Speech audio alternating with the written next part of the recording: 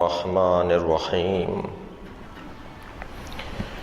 الحمد للہ الذی لا یبلغ مدحته القائلون ولا یحصی نعماءہ العادون ولا یعدی حقہ المجتہدون الذی لیس لصفتہ حد محدود ولا نعت موجود ولا وقت معدود ولا اجل ممدود فطر الخلائق بقدرته ونشر الرياح برحمته والصلاة والسلام على الرسول المسدد المصطفى الامجد المحمود الاحمد سیدنا و مولانا و مولا الکونین جد الحسن والحسین عانی ابا القاسم محمد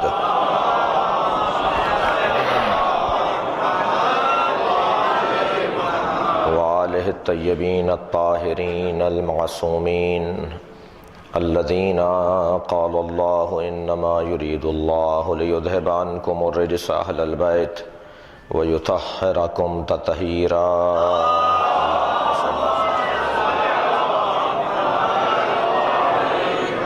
وَلَعْنَةُ اللَّهِ عَلَىٰ أَعْدَائِهِمْ أَجْمَعِينَ مِنْ يَوْمِ عَدَاوَتِهِمْ إِلَىٰ قِيَامِ يَوْمِ الدِّينِ أَمَّا بَعْدُ فَقَدْ قَالَ الْحَكِيمُ فِي قُرْآنِ الْكَرِيمِ بسم الله الرحمن الرحيم قُلْ إِنَّمَا أَنَا بَشَرٌ مِثْلُكُمْ يُوحَىٰ إِلَيَّ انما الہکم الہ واحد فمن کان یرجو لقاء ربہ فلیعمل عملا صالحا ولا یشرک بعبادت ربہ احدا صلوات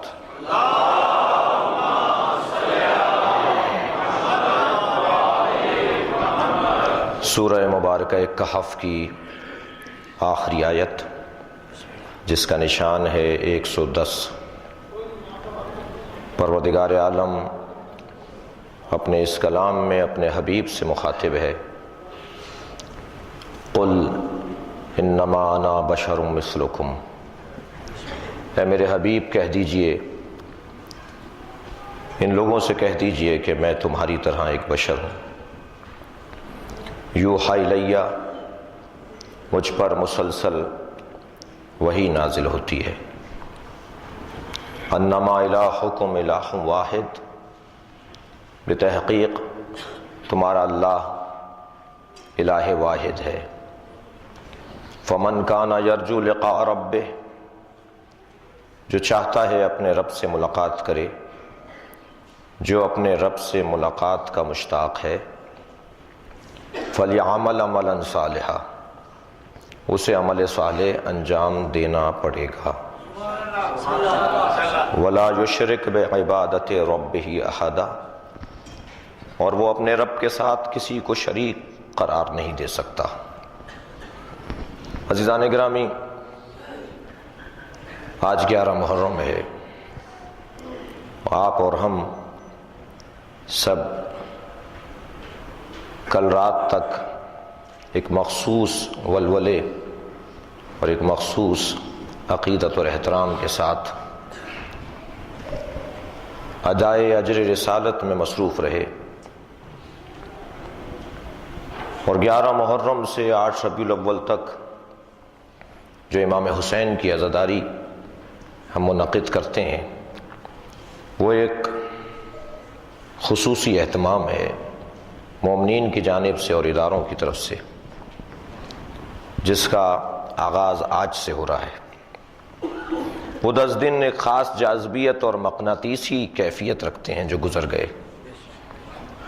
اس لیے کہ ان 10 دنوں میں صدیوں کا اہتمام اور صدیوں کی ریاضتیں ہیں جس کا نتیجہ ہے،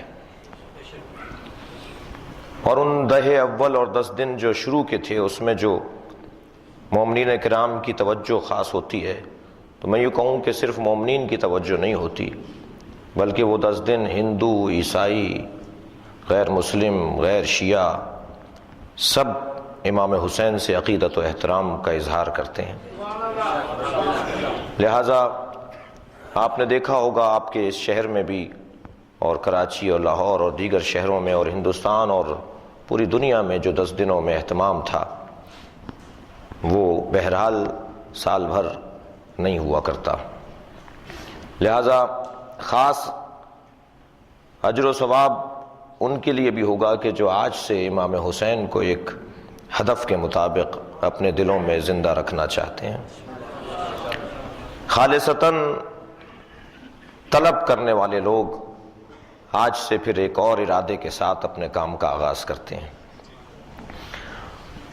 اور اسی سلسلے کی یہ آج کی پہلی مجلس، یہ جو ذکر ہم نے 10 دن کیا اور اب بھی کر رہے ہیں اور کرتے رہیں گے، یہ ذکر در حقیقت ہم پر ایک فرض ہے، ہم پر ایک ذمہ داری ہے جس کی ادائیگی کی جا رہی ہے۔ کیوں کرتے ہیں ہم امام حسین کا ذکر؟ تمہیدی مجلس ہے اور تمہیدی بیان سے اپنے آپ کو گزارنا ضروری سمجھتا ہوں۔ ہم امام حسین کا ذکر کیوں کرتے ہیں؟ اس پر ہمارے پاس قرآن مجید سے، ائمہ کی احادیث سے کوئی دلیل ہونا چاہیے، اور وہ دلیل عزیزان گرامی سب سے پہلی تو ہمارے پاس دلیل یہ ہے کہ نبی کو اللہ نے 4 کام دے کر بھیجے،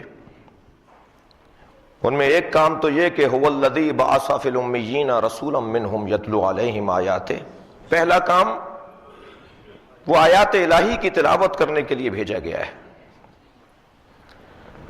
یا اللہ، ہر عربی جاننے والا قرآن کی تلاوت کر سکتا ہے، یہ ایک اہم ترین کام تو نے اپنے حبیب کو دیا۔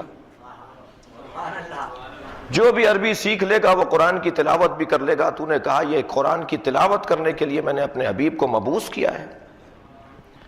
عجب نہیں جواب آئے کہ یہ اللہ کا کلام ہے، اور کلام بغیر لہجے کے سمجھ میں نہیں آتا، اور جب تک لہجے سے آشنا شخص نہ ہو اس وقت تک صحیح تلاوت بھی نہیں ہو سکتی۔ آپ آ گئے، یہ اردو زبان کا ایک جملہ ہے جو آپ اور ہم کثرت سے استعمال کرتے ہیں، مگر جیسے جیسے محل بدلتا چلا جاتا ہے اس کا لہجہ بدلتا چلا جاتا ہے۔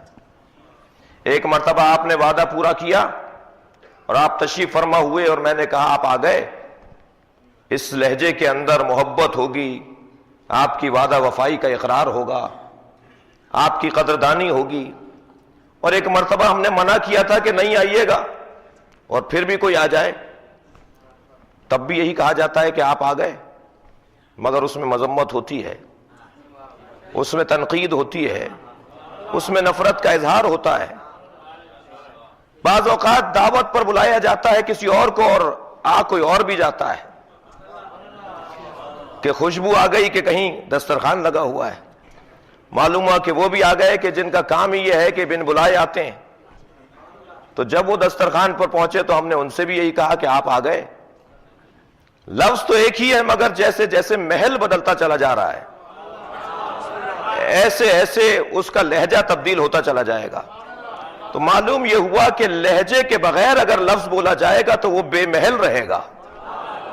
اب یہ کلام ہے اللہ کا، اور اللہ کا کلام وہی صحیح پڑھ کر سنا سکتا ہے جو اس کے لہجے سے آشنا ہے، کہ یہاں اللہ مذمت میں کہہ رہا ہے یا تعریف میں کہہ رہا ہے، یہاں اللہ بلانا چاہ رہا ہے یا نکالنا چاہ رہا ہے۔ ایک صلوات بھیجے محمد و آل محمد۔ اسے صحیح کروائیے، اسے صحیح کروائیے۔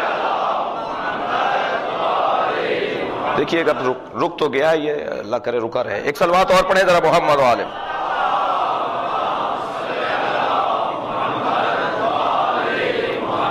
اس سے اونچی صلوات۔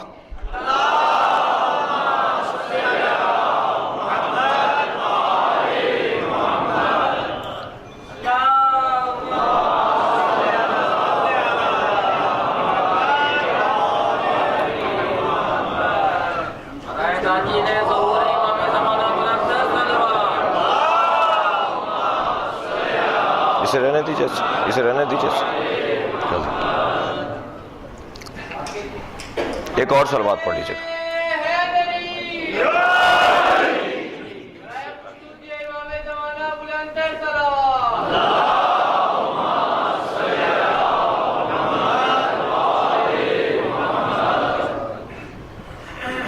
اتنی دیر سے استفادہ کریں جب تک یہ ہمارے بھائی ذرا اس کو اور منظم کریں.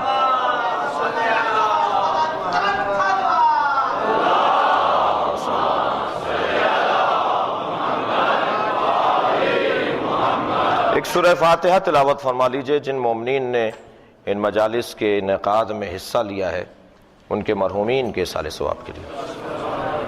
بسم اللہ الرحمن الرحیم الحمدللہ رب العالمین الرحمن الرحیم مالک یوم الدین ایاک نعبد و ایاک نستعین اهدنا الصراط المستقیم صراط الذین انعمت علیہم غیر المغضوب علیہم ولا الضالین. بسم اللہ الرحمن الرحیم بسم اللہ الرحمن الرحیم قل هو الله احد لم يلد ولم يولد كفوا احد. بسم الله الرحمن الرحيم قل هو الله احد لم يلد ولم يولد صلوا على محمد. اس کو تھوڑا سا کھولیے, اس کو کھولیے یہاں سے, اسے کھولیے.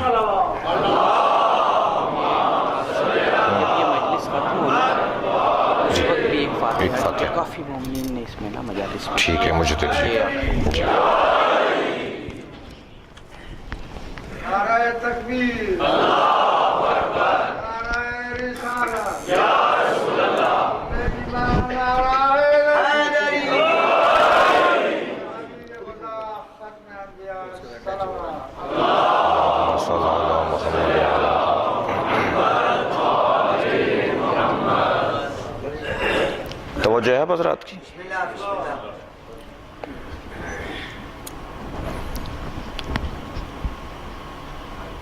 یتلو علیہم آیاتہ.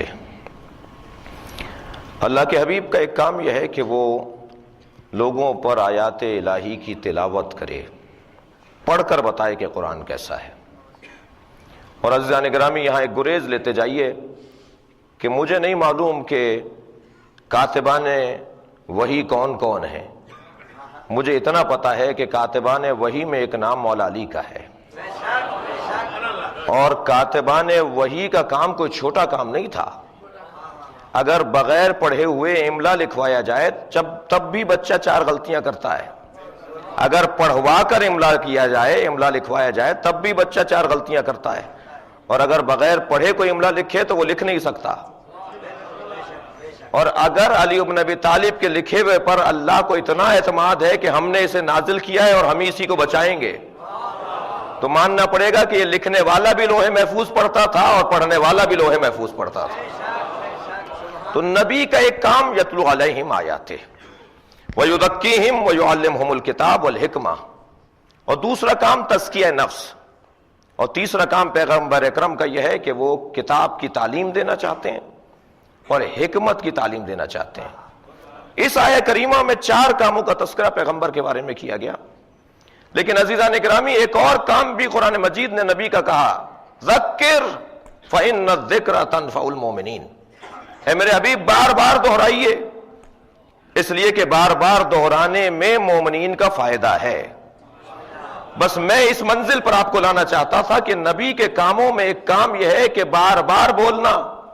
اب یہ نہیں کہا جائے گا کہ ہر سال وہی مقتل, وہی مصائب, وہی ذکر, وہی حسین کا بار بار. ہم اس لیے حسین ابن علی کا تذکرہ کرتے ہیں کہ اس کا تذکرہ بار بار ہوگا تو ہماری تربیت مکمل ہوگی اور ہماری زندگیوں کے معاملات بہتر ہوتے چلے جائیں گے.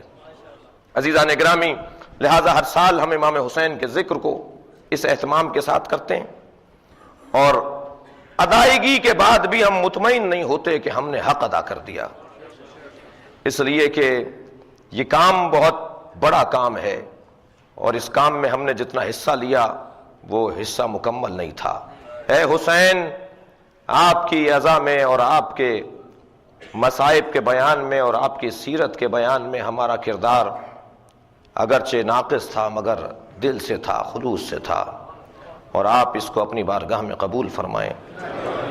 حسین ابن علی, آپ کا ہم پر بڑا احسان ہے کہ آپ نے سن 61 ہجری کی عاشورہ کربلا کے میدان میں ایک ایسی یونیورسٹی کی بنیاد رکھی جو ایک اوپن یونیورسٹی ہے, جو پوری دنیا میں تعلیم کو عام کرنے کا بہترین نظام ہے. ایسا نظام تعلیم ہے کہ جس میں آنے والے کے لیے ضروری نہیں ہے کہ وہ جاہل ہو تو آئے, پی ایچ ڈی ہو تو نہ آئے, بچہ ہو تو آئے، بڑا ہو تو نہ آئے، ضعیف ہے تب بھی مجلس میں بیٹھا ہے، بچہ ہے تب بھی مجلس میں بیٹھا ہے، ڈاکٹر ہے تب بھی مجلس میں بیٹھا ہے، مریض ہے تب بھی مجلس میں بیٹھا ہے، ہر فرد بشر مجلس اعضا میں آ کر بیٹھتا ہے۔ اس مدرسے میں داخلہ لینے کے لیے کسی خاص شناخت کی ضرورت نہیں ہے، صرف اور صرف ایک شناخت کی ضرورت ہے جسے حب حسین کہا جاتا ہے، اور یہ شناخت اگر باقی رہے تو اس مدرسے کا دروازہ کھلا ہوا ہے۔ اور آپ نے محسوس کیا کہ ہمارے ہاں معمولاً ایسا ہوتا ہے، کبھی کبھار اس سے ہٹ کر بھی ہے، لیکن معمولاً ایسا ہوتا ہے کہ مسجد علیحدہ ہوتی ہے اور حسینیہ اور امام بارگاہ علیحدہ ہوتا ہے۔ یہ پوری دنیا میں ایسا ہے، صرف بر صغیر میں ایسا نہیں ہے، پوری دنیا میں حسینیہ علیحدہ ہے اور مسجد علیحدہ ہے۔ اس کا ایک سبب یہ ہے کہ حسینیہ ایک علیحدہ کردار رکھتا ہے اور مسجد کا ایک اپنا کام ہے۔ مسجد میں داخلے کے لیے طہارت ضروری ہے، اور یہاں تو آتے ہی وہ ہیں جو طہارت حاصل کرنا چاہتے ہیں۔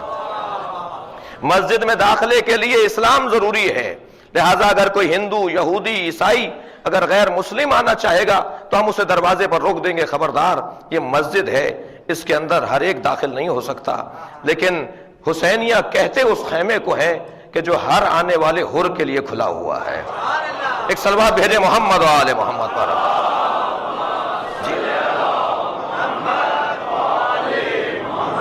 اور اس خیمے میں آنے کے لیے کسی طرح کی کوئی پابندی نہیں ہے۔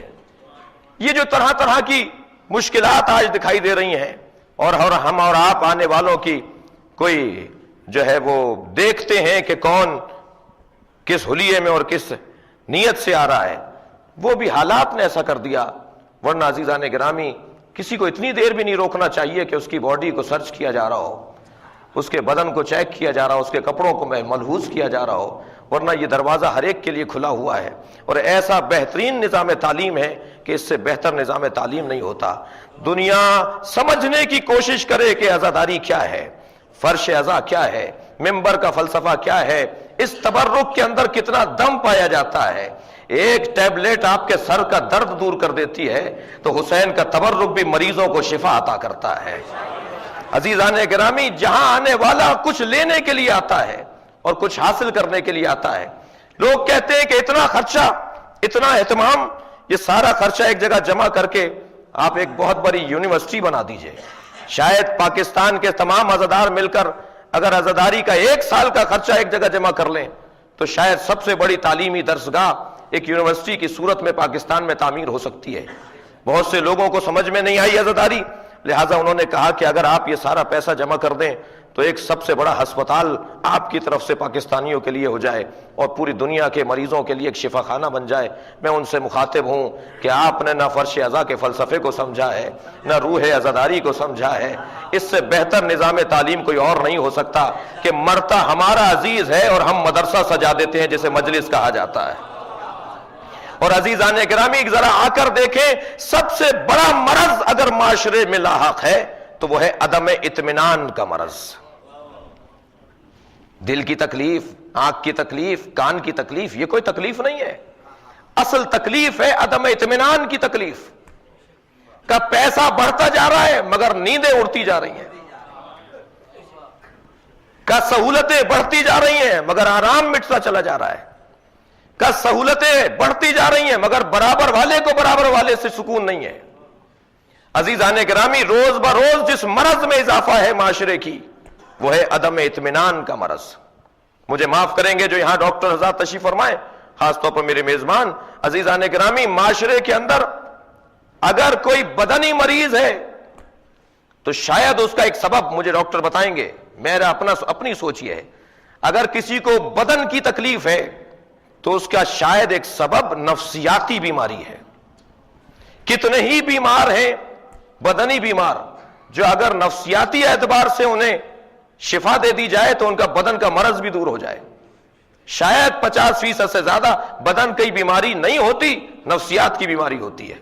اور ہمارے ہاں تو میں احتیاط سے بولوں اور انشاءاللہ آپ میں سے کوئی بھی اس میں نہیں آتا، ہمارے ہر تیسرا آدمی نفسیاتی بیمار ہے۔ آپ اچھے شہر میں رہتے ہیں لہٰذا آپ بچے ہوئے ہیں، لیکن جو ایسے شہروں میں رہتے ہیں کہ جہاں الجھنیں زیادہ ہیں وہاں ہر تیسرا آدمی نفسیاتی بیمار ہے۔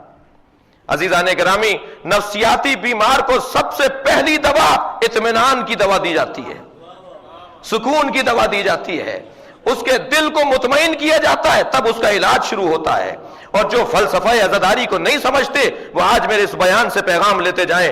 اس مجلس عزا میں سب سے پہلا قدم بیماری کو دور کرنے کا دیا جاتا ہے کہ اپنے آنسو بہا کر آ جاؤ تاکہ تمہیں اطمینان قلب نصیب ہو جائے، تاکہ تم مطمئن ہو جاؤ۔ ایک صلوات بھیجے محمد و آل محمد۔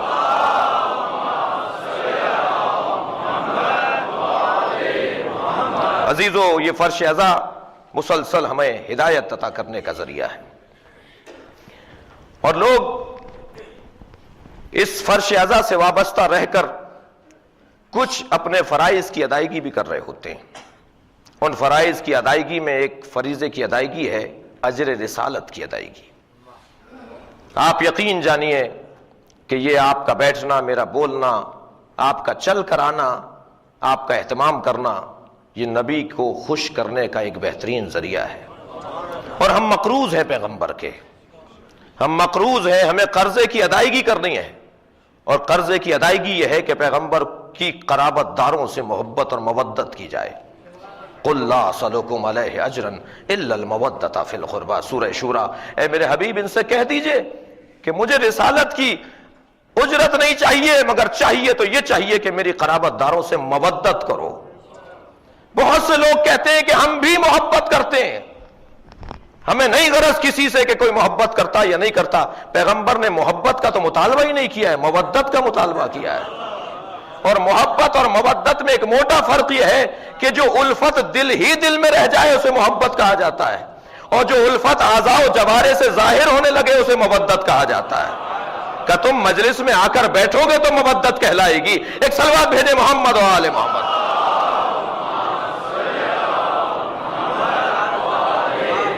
لہذا در حقیقت یہ ہماری مجالس نبی مکرم کی خوشنودی کا ایک بہترین ذریعہ ہے۔ عزیزان گرامی، فلسفہ عزا کو ذرا محسوس کرتے ہوئے میرے بچے اور جوان آگے بڑھیں گے۔ میرے بیان کو آج اسی موضوع کے اوپر کسی تسلی بخش نتیجے تک جانے دیجیے گا، اور کل سے میں اس آیت کی تفسیر سے متعلق آپ کی خدمت میں کچھ معروضات اور کچھ مطالعات اپنے پیش کروں گا، اور وہ یہی کہ اس کی قدر اور اس کی منزلت۔ آیت اللہ جعفر شوشتری علی اللہ مقامہ ہمارے بزرگ عرفاء اور مجتہدین میں سے گزرے ہیں۔ ان کی ایک بہت معروف کتاب ہے، اور عزاداری پر جتنی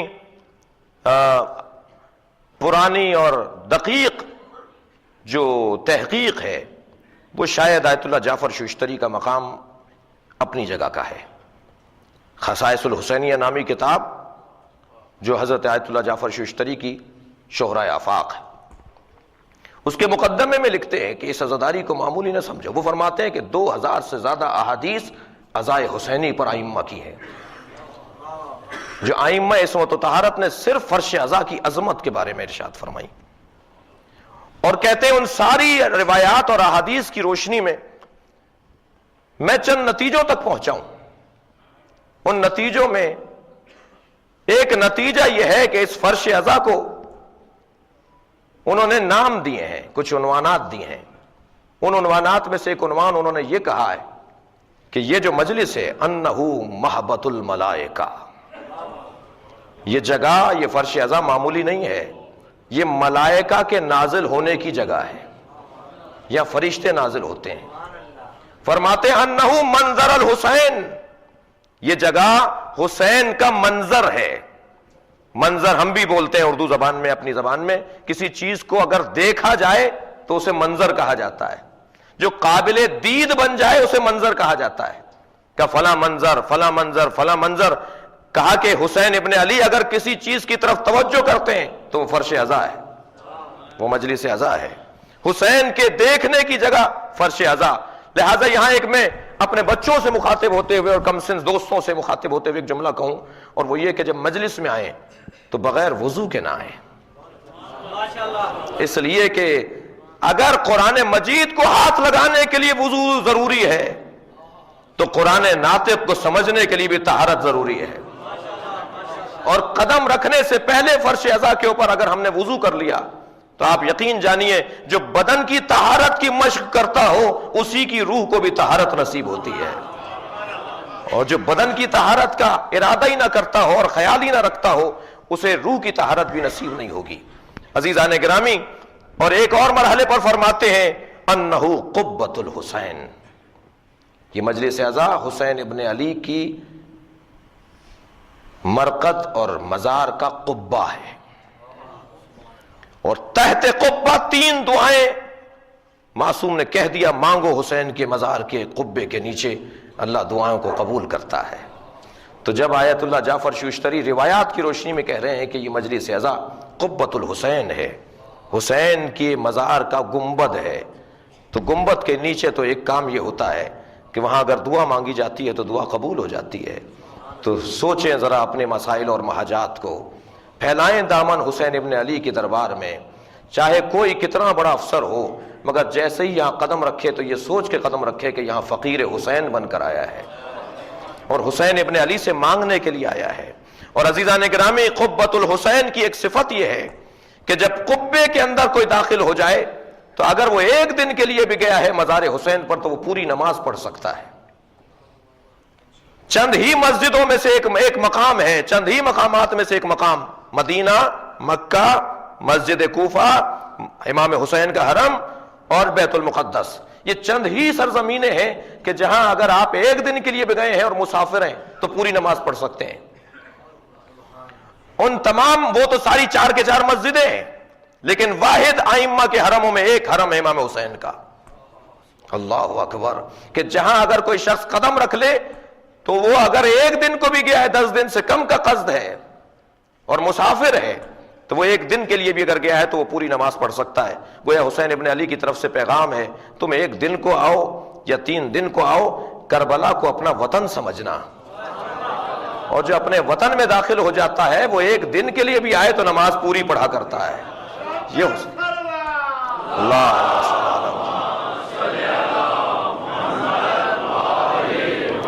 اور امام حسین علیہ السلام کے حرم میں داخل ہونے والا اپنے آپ کو مسافر نہ سمجھے۔ یہ کتنا بڑا کرم ہے کہ جو خود بے وطن تھا اس نے سب کو وطن عطا کر دیا، جس کا وہ اپنا گھر نہیں تھا اس نے خود اس سرزمین کو ساری دنیا کے لیے وطن بنا دیا، کہا یہاں غریب نہیں ہو تم، یہ تمہارا اپنا گھر ہے، یہاں تم اپنے گھر پر آئے ہو، لہٰذا یہاں نماز پوری پڑھ سکتے ہو۔ حسین ابن علی کے حرم کو اور مسجد کو، مجلس کو فرماتے ہیں کہ ایک جیسا تصور کیا جائے۔ لہٰذا اگر حرم امام حسین میں ہم قدم رکھتے ہیں تو اس کے کچھ آداب ہیں، اس کے کچھ طریقے ہیں۔ مجھے معاف کریں گے جو بزرگ بیٹھے ہوئے، ممکن ہے کوئی کہیں کہ یہ تو بچپن کی باتیں دہرا رہے ہو مولانا، یہ تو ہمیں بہت پہلے سے پتہ تھیں، تو مجھے تھوڑا سا کڑوا گھونٹ لے لیجئے، مجھے ان بچوں کے لیے آج پہلی مجلس میں اپنے فریضے کی ادائیگی کرنے دیجئے۔ میں پہلی مرتبہ آیا ہوں، آپ تو ہمیشہ آتے ہیں، لہٰذا مجھے اپنی بات مکمل کرنے دیجئے کہ فرش اعزا کی اہمیت اور قدر جب تک مجھے نہیں معلوم ہوگی اس وقت تک میں یہاں پر بیٹھ کر کچھ حاصل نہیں کر پاؤں گا، لیکن جب مجھے معلوم ہوگا کہ بیٹھا کہاں ہوں تو پھر بہت کچھ لے کر چلا جاؤں گا۔ ایک صلوات بھیجے ذرا محمد و آل محمد۔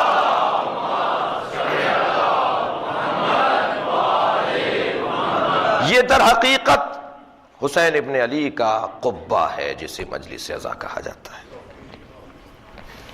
فرماتے ہیں مجلس نزول ملائکہ کی جگہ ہے، مجلس اتصال کر دیتی ہے فرش کو عرش کے ساتھ۔ صرف ایک سرزمین ہے کہ جہاں بیٹھنے والا اگر ڈائریکٹ کسی جگہ سے متصل ہوتا ہے تو وہ عرش الہی ہے، اس لیے کہ پروردگار عالم کی خاص عنایات ہوتی ہیں فرش اعزا پر بیٹھنے والے کے لیے۔ عزیزان گرامی، ہم اس فلسفہ اعزا کے بارے میں غور کرتے ہوئے اگر ایک منزل اور آگے بڑھیں تو اس فرش اعزا کے اوپر ہمیں جو چیز نصیب ہوتی ہے وہ ہے تربیت۔ دیکھیے، مجھے شاید عادت نہ ہو، آپ میں سے شاید کسی کو عادت نہ ہو کہ بغیر گدے اور بغیر تکیے اور بغیر صوفے کے ہم بیٹھنے کا مزاج نہ رکھتے ہوں، لیکن جب ہم مجلس میں جاتے ہیں، یہاں ماشاءاللہ اچھا کارپیٹ ہے، لیکن اگر کہیں کارپیٹ فرش بھی نہ ہو تو ہم مجلس اعزا کے فرش پر بڑے ہی دل سے بیٹھتے ہیں۔ ہمیں اس بات کا خیال نہیں ہوتا کہ یہاں اس فرش میں مٹی ہے یا کوئی کانٹا ہے یا کوئی پتھر اور کنکر ہے، ہم اس کے اندر ایسے آ کر بیٹھ جاتے ہیں کہ جیسے ہم شاید وہاں سکون نہ ملتا ہو جتنا سکون وہاں ملتا ہے. وہ سکون جو ہم نے اپنے مادی سکون بنایا ہوا ہے، اس سے زیادہ کہیں سکون ہمیں ایسی جگہ ملتا ہے کہ جہاں تکلیف بھی ہو رہی ہوتی ہے. بہترین جگہ ہے تربیت کی. ایک تو بی ایک اپنی حدیث کے اندر، میں اس نقطے کو واضح کرنے کے لیے، سرکار سیدہ بی اپنے ایک قول میں ارشاد فرما رہی ہیں، فرماتی ہیں انی احب من الصبیان خمسۃ خصال، مجھے بچوں کی 5 خصلتیں پسند ہیں. الاول انہم الباکون، مجھے بچوں کی یہ خصلت پسند ہے کہ یہ روتے زیادہ ہیں. مجھے اچھا لگتا ہے. ہمیں تو اچھا نہیں لگتا. ہمارا بچہ تو زیادہ روتا ہے تو ہم مولوی صاحب کے پاس لے جاتے ہیں کہ دعا دم کر دیجئے، یا ڈاکٹر سے کہتے ہیں کہ یہ بچہ زیادہ رو رہا ہے، کوئی دوا دے دیجئے. البتہ سمجھدار ڈاکٹر بچے کے زیادہ رونے کے اوپر دوا نہیں دیتے. اور پھر ہم تو بچے کو چپ کرانے کے لیے ہزاروں جتن کر رہے ہوتے ہیں، اور بیوی فرما رہی ہے اس کا رونا مجھے اچھا لگتا ہے. اس لیے کہ بچہ، توجہ چاہوں گا، بچہ اور عورتیں زیادہ جلدی روتی ہیں. کیوں؟ مرد دیر سے روتا ہے. بہت سے لوگوں کو ایک شبہ ہے اور ایک اعتراض ہے کہ عورتوں کے لیے رہبری، امامت، قضاوت کیوں منع کیا ہے اسلام میں؟ عورت قاضی کیوں نہیں ہو سکتی؟ جج کیوں نہیں بن سکتی؟ عورت رہنمائی کیوں نہیں کر سکتی؟ یعنی امامت کیوں نہیں کر سکتی؟ تو اس کا ایک سبب یہ ہے کہ عورت کا اور بچے کا دل جو ہے وہ بہت نرم ہوتا ہے، اور جس کا دل نرم ہوا کرتا ہے وہ رہبری اچھی نہیں کر سکتا، وہ قضاوت اچھی نہیں کر سکتا. تو جہاں ایک خوبی ہے وہاں اس خوبی کی ایک کمزوری بھی ہے. اگر عورت کے سامنے کوئی مجرم آنسو بہا دے گا، یہ اسی کے حق میں فیصلہ دے دیں گی. تو اسلام تو نہیں چاہتا کہ کسی کو غلط فیصلہ سنا دیا جائے. یہ بچہ بھی زیادہ روتا ہے. کیوں؟ اس لیے کہ اس کا دل نرم ہے، اور جس کا دل نرم ہوتا ہے عزیزان گرامی وہ کسی کو دکھ نہیں پہنچاتا.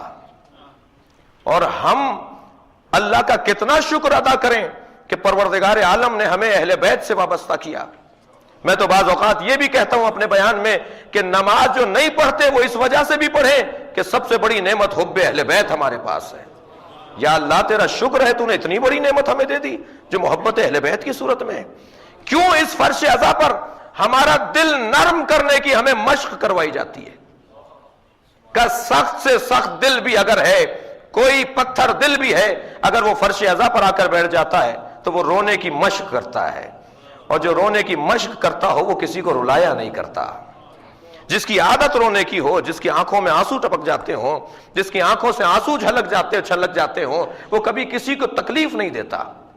لہذا یہاں بی فرما رہی ہے مجھے بچوں کی ایک صفت یہ پسند ہے کہ یہ روتے زیادہ ہیں. البتہ حدیث بھی ہے، میں اس میں میرا موضوع نہیں ہے، اس میں صرف استفادے کے لیے رکنا چاہ رہا تھا. اور جو بچے رو رہے ہوتے ہیں، چھوٹے بچے، شیرخوار بچے، ان کے لیے حدیث بھی ہیں کہ جب یہ بچہ رو رہا ہوتا ہے تو یہ والدین کے حق میں دعا کر رہا ہوتا ہے. البتہ اس کا یہ بھی مقصد نہیں ہے کہ اب بچے کو چٹکی بھر کے رلایا جائے کہ بھئی رو تاکہ ہمارے حق میں دعا ہو جائے. عزیزان گرامی، دوسری صفت بی کو جو پسند ہے، جو میں فرش عزا کے فلسفے سے اسے جوڑنا چاہتا ہوں، بی فرماتی ہیں مجھے بچوں کی یہ صفت پسند ہے کہ یجتمعون علی التراب، یہ مٹی پر بیٹھ جاتے ہیں، مجھے اچھا لگتا ہے. یہ ایک مشق ہم بھی کر رہے ہوتے ہیں، اس لیے کہ مٹی پر وہ بیٹھتا ہے جس کے ہاں تکبر نہیں ہوتا. جو متکبر ہوتا ہے وہ تکیے، غلاف، مسند، صوفے، گدے ڈھونڈتا ہے. مجھے معاف کریں گے، جو مجبور لوگ کرسیوں پر بیٹھتے ہیں وہ مجبور ہیں، مگر ہمیں نہیں جواب دینا، انہیں حسین ابن علی کو جواب دینا ہے. اگر وہ نیچے بیٹھ سکتے ہیں پھر بھی کرسی پر بیٹھ رہے ہیں تو ہمارا کوئی واسطہ نہیں ہے ان سے. حسین ابن علی کی بارگاہ میں بیٹھے. اگر وہ اپنے اور ذاتی کاموں کے لیے کبھی کبھی نیچے بیٹھ جاتے ہیں تو 1 گھنٹے فرش عزا پر بھی بیٹھ جایا کریں.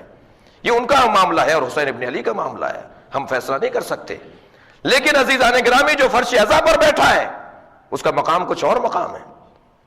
اور میں خدا نخواستہ تنقید نہیں کرنا چاہ رہا، میں نے ایک بزرگ کو دیکھا جس سے چلا نہیں جا رہا تھا مگر وہ کرسی پر نہیں بیٹھ رہا تھا. میں پھر کہہ رہا ہوں کہ میری مراد کرسی پہ بیٹھے ہوئے بزرگ نہیں ہے. تو ان سے پوچھا کہ صاحب آپ کرسی پر کیوں نہیں بیٹھتے؟ کہنے لگے جس دن فرش عزا پر بیٹھنے میں دم نہیں رہا مجلس میں آنا چھوڑ دیں گے. اس لیے کہ بی بیٹھی ہوئی ہیں فرش عزا پر، سیدہ بیٹھی ہوئی ہیں یہاں پر. لہذا یہ کلچر بھی ہمارے ہاں، بزرگ تو بزرگ ہیں، جو مجبور ہے ان کا معاملہ اللہ سے ہے، وہ خود جواب دیں گے. مطمئن ہے تو مطمئن ہے، ہمیں کسی کو نہیں دکھانا، نہ ہم کسی کو دکھا رہے ہیں نہ کوئی ہمیں دکھائے گا. لیکن عزیزان گرامی بہترین مشق ہے نفس مارنے کی فرش ازا. اصل مسئلہ معاشرے کا تکبر اور غرور ہے. جو اللہ کو سب سے زیادہ ناگوار گزرتا ہے وہ ہے تکبر. کہ مجھے وہ لوگ اچھے لگتے ہیں جو انکساری اور خاکساری کے ساتھ جیتے ہوں. بی بی فرما رہی ہیں کہ مجھے بچوں کی یہ خصلت پسند ہے، یجتمعون علی التراب، یہ جہاں جگہ ملتی ہے بیٹھ جاتے ہیں، یہ مٹی پر بیٹھ جاتے ہیں. ماں باپ اچھے اچھے کپڑے پہنا کر انہیں بھیجتے ہیں اور یہ مٹی میں اٹے ہوئے کپڑوں کے ساتھ واپس آ جاتے ہیں. بیٹا کیا ہوا؟ کہ اماں کھیل رہے تھے. کہا تم نے خیال نہیں کیا تمہیں اتنے اچھے کپڑے ہم نے پہنائے؟ کہا نہیں، ہمیں تو کھیل سے مطلب تھا، ہمیں تو اپنے مزاج سے مطلب تھا، ہمیں تو اپنی عادت کا مقصد تھا، ہمیں یہ خیال ہی نہیں رہا کہ ہم نے کپڑے کیا پہنے ہوئے ہیں. لہٰذا جس کے ہاں تکبر نہیں پایا جاتا، بی بی فرما رہی ہیں مجھے وہ بندہ پسند آتا ہے، وہ بندہ اچھا لگتا ہے. اور فرش ازا کا ایک فلسفہ تکبر اور غرور کا مٹنا ہے.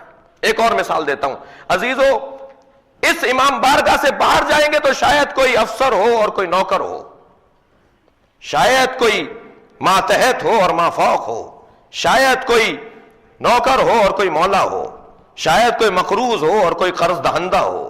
لیکن جیسے ہی فرش ازا پر آ کر بیٹھے تو وہ جو نوکر ہے وہ آگے بھی بیٹھا ہے تو اچھا لگ رہا ہے.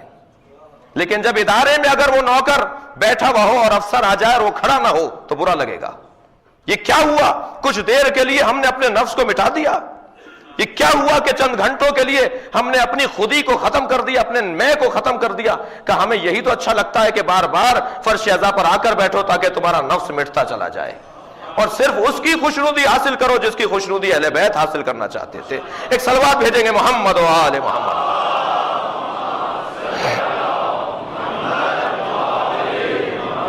بے ادبی ہوگی میں بی بی کا پورا قول آپ کے سامنے نقل کر دوں. حضرت فرماتی ہیں کہ تیسری صفت مجھے بچوں کی یہ پسند ہے. الاول انہم الباقون، الثانی یجتمعون علی التراب، الثالث یختصمون بغیر حقد، لڑتے ہیں مگر دلوں میں کینہ نہیں رکھتے. مجھے بچے اچھے لگتے ہیں.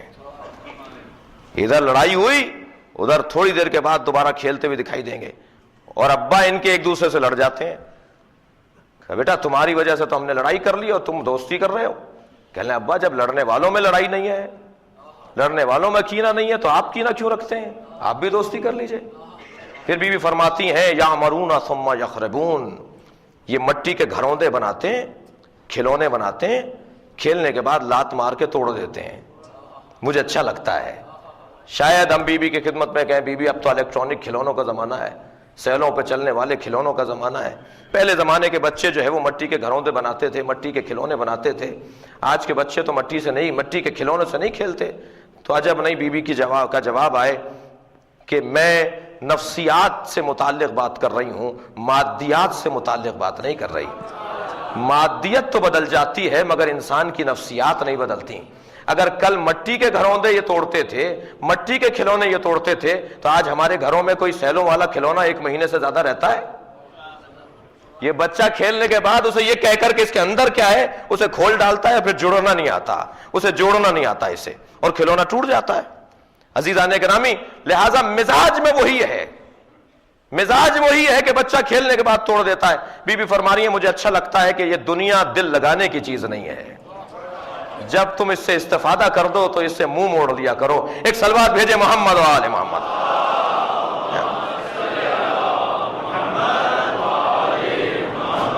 اور 5ویں صفت بی بی نے فرمائی، حضرت فرماتی ہیں کہ لا یدخرون لغد، یہ آج کا کام کل پر نہیں چھوڑتے.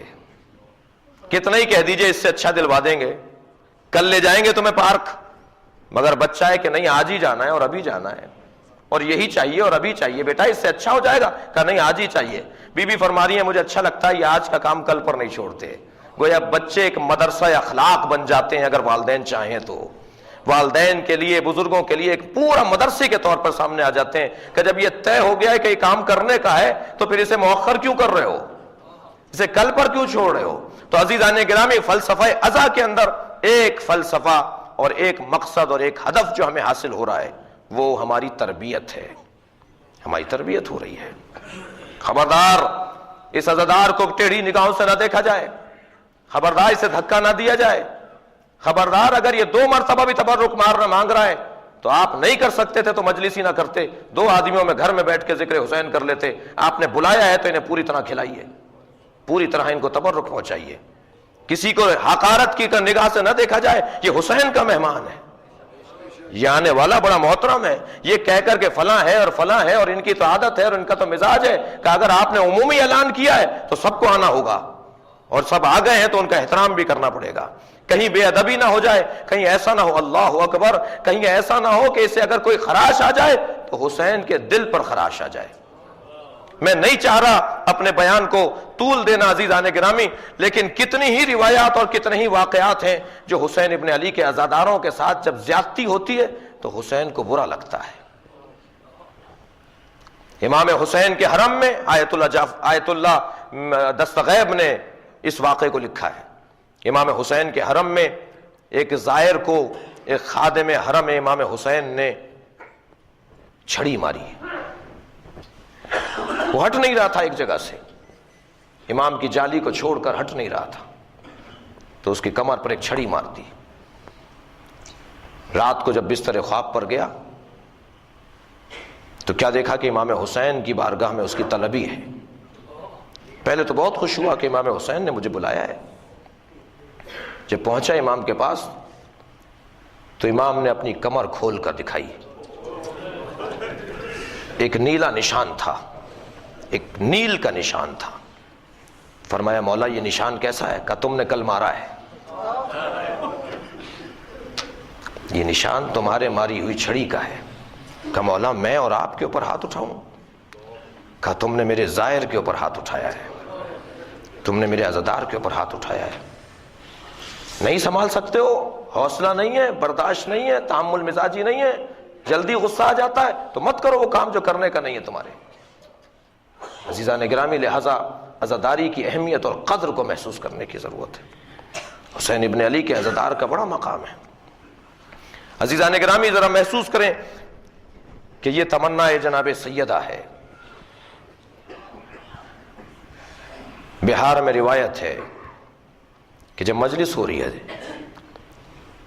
تو بی بی مجلس میں آ جاتی ہیں، فی یدہا خرقۃ، بی بی کے ہاتھ میں ایک رومال ہوتا ہے، تسم دموع الباکین، اور بی بی رونے والوں کے آنسوؤں کو اس میں جمع کرتی ہیں۔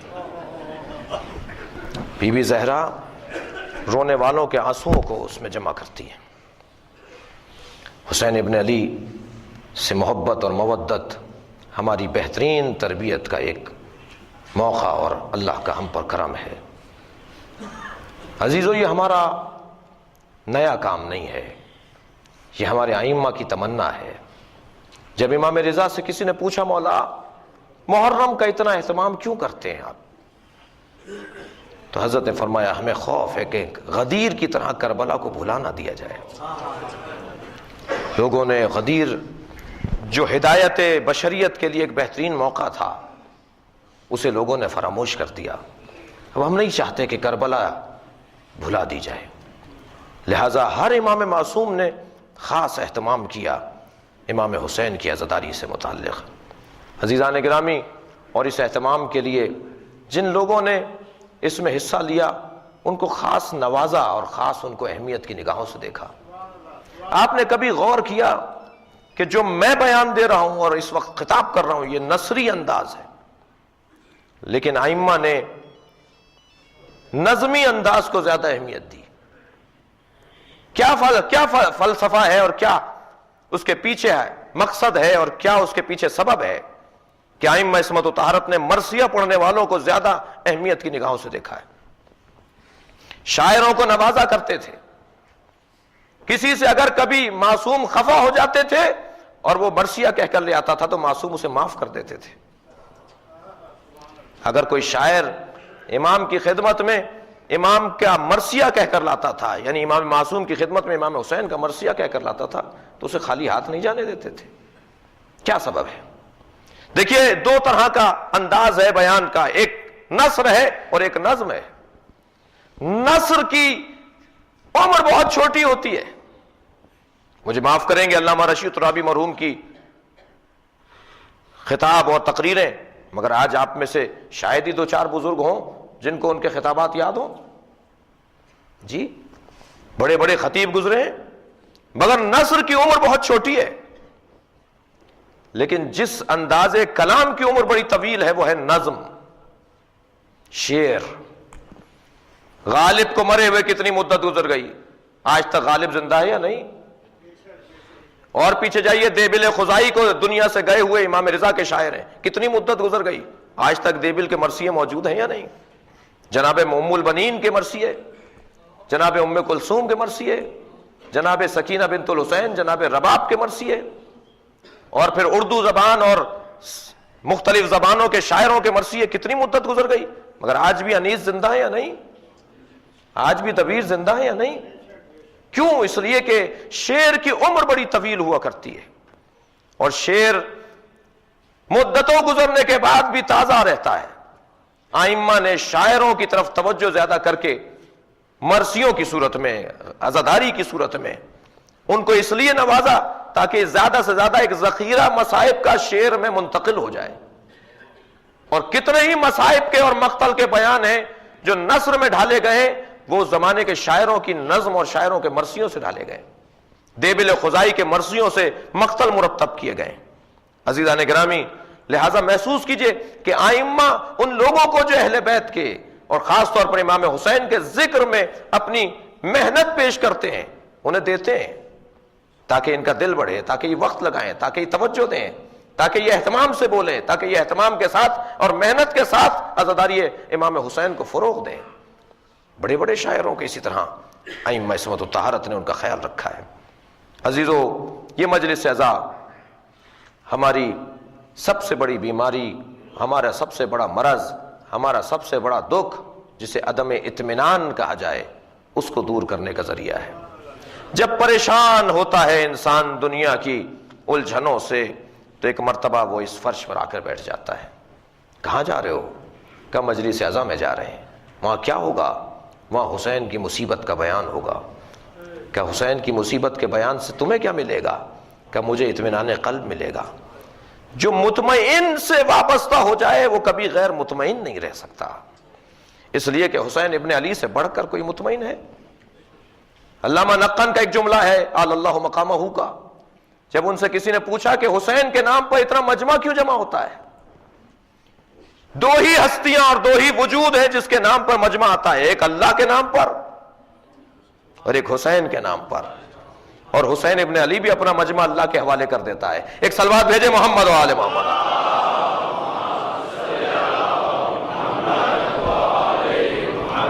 جب امام حسین کے اس عزاداری میں مجمعوں کے حوالے سے علامہ سے پوچھا گیا تو فرمانے لگے کہ حسین کے نام پہ مجمع اس لیے جمع ہوتا ہے کہ کربلا میں حسین اکیلے کھڑے تھے۔ یا اللہ، جس نے تجھے چھوڑ دیا اس نے کیا پایا؟ دعائے عرفہ امام حسین کی۔ یا اللہ، جس نے تجھے پا لیا اس نے کیا کھویا؟ اے اللہ، جو تجھ سے دور ہوا اسے کچھ نہیں ملا، اور جو تجھ سے جڑ گیا وہ ساری دنیا اس کی ہو گئی۔ ایک اور حدیث میں فرماتے ہیں، جس نے اللہ کی خاطر لوگوں کو چھوڑا اسے اللہ بھی ملا اور لوگ بھی ملے، اور جس نے لوگوں کی خاطر اللہ کو چھوڑ دیا اسے نہ لوگ ملے نہ اللہ ملا۔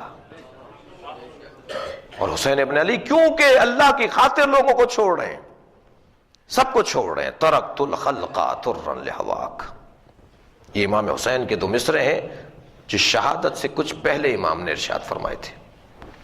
یا اللہ، میں ساری مخلوق کو چھوڑ چکا تاکہ تیری خوشنودی حاصل ہو جائے، تو راضی ہو جا مجھ سے۔ وَأَتَمْتُ الْعَيَالَ لَكَ أَرَاكَ، اور اب میں اپنے بچوں کو یتیم کر رہا ہوں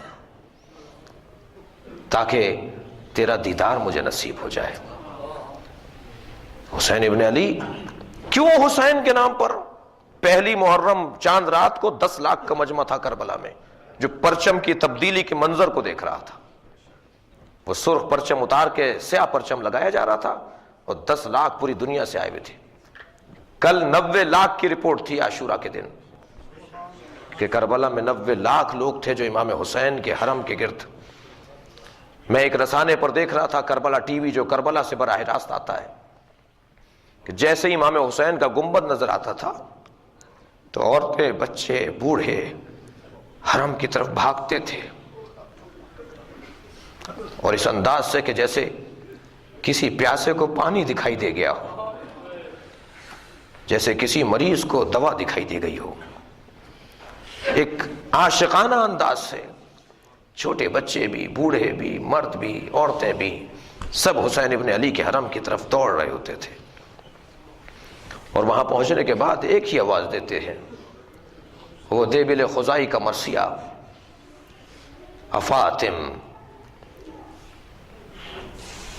قومی یبنت الخیر فندبی، اے فاطمہ کربلا آ جاؤ۔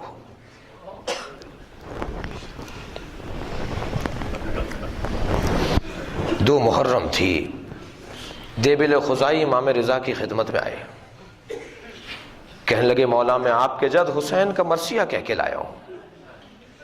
امام نے فرمایا دیبل ذرا رکو، اپنے غلام کو بلایا، فرمایا پردہ آویزاں کروا دو اور اہل حرم سے کہو کہ آ کے بیٹھ جائیں، بیویوں سے کہو، اس لیے کہ دیبل مرثیہ پڑھنے جا رہا ہے۔ جب حرم کی ساری بیویاں آ کر بیٹھ گئیں، کنیزیں آ کر بیٹھ گئیں، تو امام نے کرسی کی طرف اشارہ کیا، دیبل خزائی سے کہا دیبل مرثیہ پڑھو۔ اب دیبل خزائی مرثیہ کے لیے ممبر پر بیٹھے اور مرثیہ پڑھا، یا فاتی قومی ابنت الخیر فندبی، اے بہترین مخلوق کی بیٹی، اے خیر خلق خدا کی بیٹی، اے فاطمہ زہرا، جنت البقیع کو چھوڑ کر کربلا آ جاؤ، اس لیے کہ کربلا میں آسمان سے ستارے اتر رہے ہیں۔ اے فاطمہ کربلا آ جاؤ، اس لیے کہ کربلا میں آسمان سے چاند کے ٹکڑے گر رہے ہیں۔ دیبل نے مرثیے کو پڑھایا، کہا اے فاطمہ زہرا کربلا آ جاؤ، ایک جانب تمہارا پوتا علی اکبر ایڑیاں رگڑ رہا ہے، اجرکم اللہ۔ اے فاطمہ زہرا کربلا آ جاؤ، ایک جانب تمہارا پوتا قاسم گھوڑوں کی ٹاپوں کی زد میں آ رہا ہے۔ اے فاطمہ کربلا آ جاؤ، ایک جانب تمہارے عباس کے بازو کاٹے جا رہے ہیں۔ دیبل مرثیہ پڑھتے جاتے ہیں، فاطمہ زہرا کربلا آ جاؤ، ایک جانب اونو محمد گھوڑوں سے گرائے جا رہے ہیں۔ یہاں تک پڑھنے کے بعد دیبل نے ایک اور مصرع کہا، اے سیدہ کربلا میں جب سب جگہ رو چکو تو نشیب کربلا میں بھی آ جانا، وہاں حسین ذوالجناح سے گرائے جا رہے ہیں، اجرکم اللہ۔ دیبل نے یہاں تک مرثیہ پہنچایا، گریے کی آوازیں بلند ہونے لگیں، امام رضا کی آنکھوں سے آنسو ٹپک رہے تھے، تو دیبل نے مرثیہ مکمل کیا تو امام نے فرمایا دیبل اس میں 2 مصرے اور بڑھا دو، اور وہ یہ جملے لکھو، اس کے اندر مصرے بڑھاؤ، اور میری ماں فاطمہ زہرا سے کہو کہ اے فاطمہ جب کربلا میں رو چکو تو خراسان میں اپنے بیٹے کی قبر پر بھی آ جا۔ دیبل خزائی نے کہا مولا مجھے نہیں معلوم کہ بی بی کے کون سے بیٹے کی قبر خراسان میں ہے۔ امام رضا نے فرمایا دیبل میری قبر خراسان میں بنے گی، دیبل مجھے غریب مارا جائے گا، دیبل میرے بچے مدینے میں ہوں گے، میرے جنازے پر میری بیٹیاں رونے کو نہیں ہوں گی، میرے جنازے پر میرے اہل حرم رونے کو نہیں ہوں گے، اے دیبل میری ماں کو بلاؤ۔ دیبل خزائی نے مصرع بڑھایا، اے فاطمہ زہرا جب کربلا میں رو چکو تو خراسان میں اپنے بیٹے علی ابن موسیٰ رضا کی قبر پر آ جانا۔ ابھی یہ مصرع کہا تھا کہ کنیز پردہ ہٹا کر باہر آ گئی اور کہنے لگی دیبل خاموش ہو جاؤ، معصومہ قوم بے ہوش ہو گئی ہے۔ بی بی سے برداشت نہیں ہوا اپنے بھائی کی خبر شہادت سننا۔ میں کہوں گا جناب فاطمہ معصومہ سے، اے بی بی ابھی تو خبر شہادت ہے اور آپ سے برداشت نہیں ہوا، سلام ہو زینب کبریٰ پر، اجرکم اللہ، اجرکم اللہ۔ خدا کسی غم میں نہ رلائے سوائے غم اہل بیت میں، ہمیں اور رونے رلانے والوں میں قرار دے۔ عزادارو آج 11 محرم ہے، رونے کا دن ہے، آج فاطمہ زہرا کی بیٹیوں کو اسیر بنایا گیا ہے، آج فاطمہ زہرا کی بچیوں کے سروں سے چادریں اتار کر انہیں اسیر بنا کر کوفے کی جانب لے جایا جا رہا ہے۔ ہاں عزادارو میں بی بی معصومہ سے کہوں بی بی سلام اس بی بی پر ہو جو طلع زینبیہ سے دیکھتی رہی اور شمر کند خنجر چلاتا رہا، اور وہ کند خنجر حسین ابن علی کے گلوئے مبارک پر چلتا رہا۔ ایک ایسا مرحلہ بھی کربلا میں کل کے دن گزرا کہ ایک پھوپھی نے بھتیجے کا بازو ہلایا، اے زین العابدین یہ سیاہ آندھیاں کیسی ہیں، یہ زمین کربلا پر زلزلہ کیسا ہے، اجرکم اللہ۔ امام سجاد نے فرمایا پھوپھی اماں ذرا سہارا دیجئے، جناب زینب نے سہارا دیا، فرمانے لگے پھوپھی اماں خیمے کا پردہ ہٹائیے۔ اب جو خیمے کا پردہ ہٹا، حجت خدا کا سر تھا جو نوکے نیزہ پر تھا، آواز دی السلام علیکہ یا ابا عبداللہ، अस्सलामु अलैका या इब्न रसूल अल्लाह। अज़ादारों, आपकी आवाजें बुलंद हो रही हैं। जब मजलिस में आवाजें बुलंद होती हैं तो इमाम जाफर सादिक दुआ देते हैं, या अल्लाह इन आवाजों पर रहमत नाजिल फरमा, जो मेरे जद हुसैन इब्न अली की मुसीबत को सुन के गिरिया कर रहे हैं। इमाम बाखिर 2 रकत नमाज पढ़कर हमारे लिए दुआ करते हैं। इमाम रजा हमारी बख्शिश के लिए दुआ करते हैं कि जो हुसैन के गम में आंसू गिरा रहे होते हैं, अजरुकुम अल्लाह, अजरुकुम अल्लाह। हाँ आज़ादारों, आज 11 मुहर्रम है। आज आशूरा से कम मुसीबत का दिन नहीं है, इसलिए कि आज मेरी बीबी के सर से चादर उतारी गई। जब कल आशूरा के दिन इमाम घोड़े से गिरे, रोने आए ना, मुझे जल्दी नहीं है, मैं तो मजलिस पढ़ने आया हूं, आप भी तकल्लुफ करके नहीं रोएं, अपनी आवाजों को आजाद छोड़ें। जब कल आशूरा के दिन इमाम घोड़े से गिरे हैं, जुलजना से कहा, जुलजना तेरी पुश्त पर मुझसे बैठा नहीं जाता। 1995 जख्म है हुसैन के बदन पर। इमाम सज्जाद ने बताया, जब हमारे बाबा का लिबास मिला तो लिबास पर लगे हुए निशानों से यह तादाद मालूम हुई। जब इमाम घोड़े से उतरना चाहते हैं, घोड़े ने घुटने टेक दिए, इमाम जीन से जमीन की तरफ आए। जुलजना तो कुछ पीछे हट गया, मगर हुसैन फौरन जमीन पर नहीं पहुंचे। इमाम जमाना सलाम करते, सलाम हो उस बदने नाज़रीन पर जो न जीन पर था न जमीन पर था। मेरे मौला को बहुत देर लगी जमीन तक आने में, तीरों पर मुअल्लक रहा हुसैन का बदन। अजरुकुम अल्लाह, अजरुकुम अल्लाह। जब मेरे मौला जमीन करबला पर आ गए, एक बहन है जो तल्ले ज़ैनबिया से देख रही है। सलाम हो ज़ैनब के जिगर पर, सलाम हो बीबी के हौसले पर। शिम खंजर लेकर आगे बढ़ रहा है। उधर उमर इब्ने साद ने हुक्म दिया, ये नबी की सवारी है, इसे पकड़कर लाओ, तबर्रुक के तौर पर रखेंगे। जुलजना के पीछे बहुत सारे फौजी और सिपाही बढ़े ताकि जुलजना को पकड़कर ले आए और ये उमर साद तक पहुंचा दिया जाए। कहने लगा, मैं छोटा था मगर मैंने खुद देखा था नबी इस पर बैठते थे। ये मख्तल के जुमलों में से एक जुमला है। लोग बढ़े उसे पकड़ने के लिए। जुलजना ने अपने पैरों से 80 लोगों को जख्मी किया, किसी के हाथ नहीं आ रहा था जुलजना। जब बहुत से लोग जख्मी हो गए तो पेसर साद ने कहा, इसे आजाद छोड़ो, देखो ये करता क्या है। एक मर्तबा जब जुलजना को आजाद छोड़ा तो जुलजना पलटा है मख्तल की तरफ, बहुत दूर चला गया था। इसे पकड़ा जा रहा था तो ये बहुत दूर चला गया था, पलटा है मख्तल की तरफ। लेकिन जुलजना को आने में देर हो गई, अब सर तन से जुदा हो चुका था। मेरे मौला का सर तन से अलहदा हो चुका था।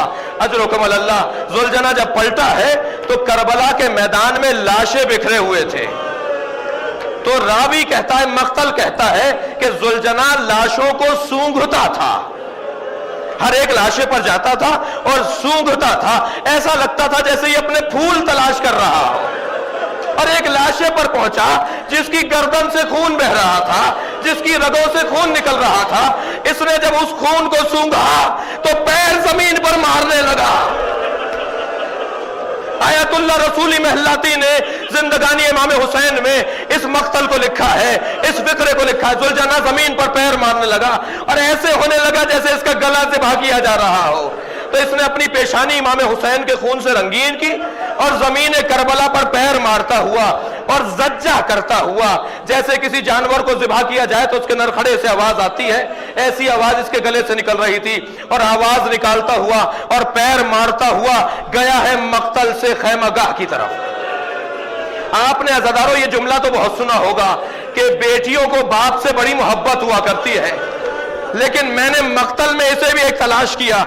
जुलजना जब मक्तल से गया है ना खैमे की तरफ, तो जनाबे ज़ैनब के खैमे पर नहीं गया, जुलजना जनाबे रबाब के खैमे पर नहीं गया।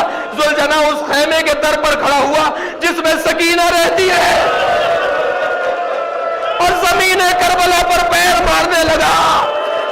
बीवी खैमे से बाहर आ गई,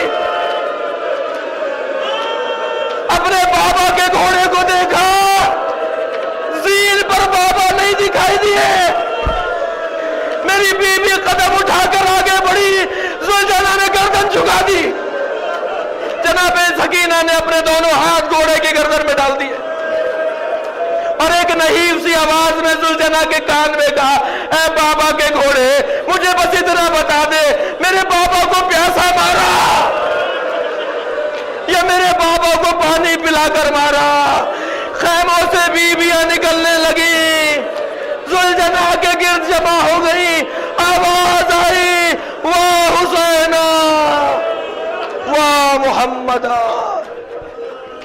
واہ علی ولا لعنت اللہ علی قوم الظالمین فسيعلم الذين ظلموا أي منقلب ينقلبون۔ یا اللہ ہماری اس عبادت کو قبول فرما، ان آوازوں پر رحمت نازل فرما، رونے والوں کی توفیقات میں اضافہ فرما، مریضوں کو شفا عطا فرما، بزرگوں کو صحت و سلامتی عطا فرما، نوجوانوں کو بہترین تعلیم و تقوی عطا فرما، بہترین روزگار عطا فرما، خواتین کو عفت و پاک دامنی عطا فرما، امام زمانہ کے ظہور میں تعجیل فرما، ہم سب کو حضرت کے اعوان و انصار میں شمار فرما۔ ایک سورہ فاتحہ اور 3 مرتبہ سورہ اخلاص کی التماس ہے تمام مرحومین مومنین و مومنات، بالخصوص جن مومنین نے آج کی مجلس میں حصہ لیا ہے، تعاون کیا ہے، ان کے مرحومین کے لیے سورہ فاتحہ اور سورہ اخلاص کی تلاوت فرما۔